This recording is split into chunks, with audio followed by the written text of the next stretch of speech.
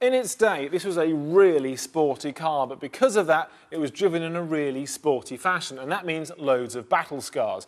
Now also, because this car is quite slab-fronted, it also suffers quite a bit from stone chips.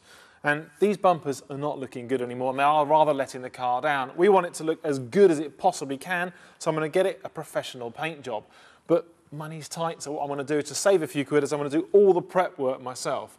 Now we do have a problem with that because this bumper is made out in two pieces. You can see a piece there and the more floppy, delicate bit around the outside of that.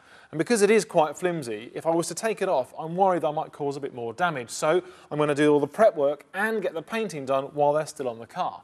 To give me access to that bumper, I need to take all of this off.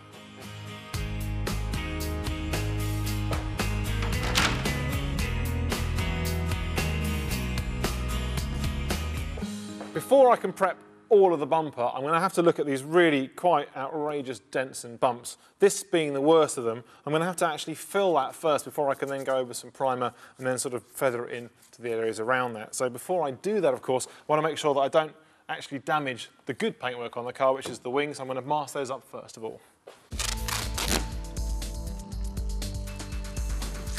I'm going to use some special filler to sort out this ding here. But before I can put the filler in, I just want to give it a bit of a key. Just making sure it's nice and clean, using a bit of pre-paint. Pre-paint is basically a solvent which helps remove any kind of grease or oil that might be contaminating the bit that I'm about to either paint normally, or in this case, put some filler into. This filler is mixed with hardener about 50:1.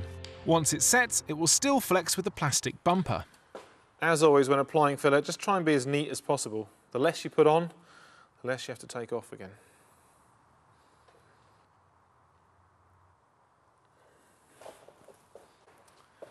While the filler's drying, I'm just going to prepare the rest of the bumper with an abrasive pad, and perhaps a little bit of sandpaper where I need to.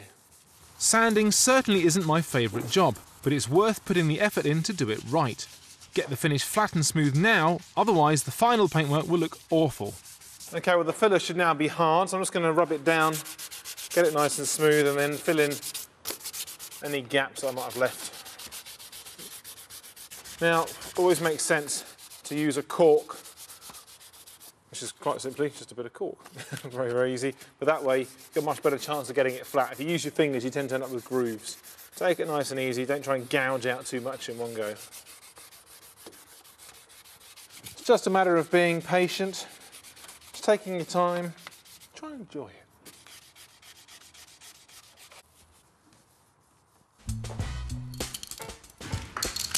Okay, I'm going to use special plastic primer. Basically, it's flexible, so it'll move around as they do. Using controlled side-to-side movements, I can ensure the primer is applied evenly for the best finish. Only use aerosol paint in a well-ventilated area.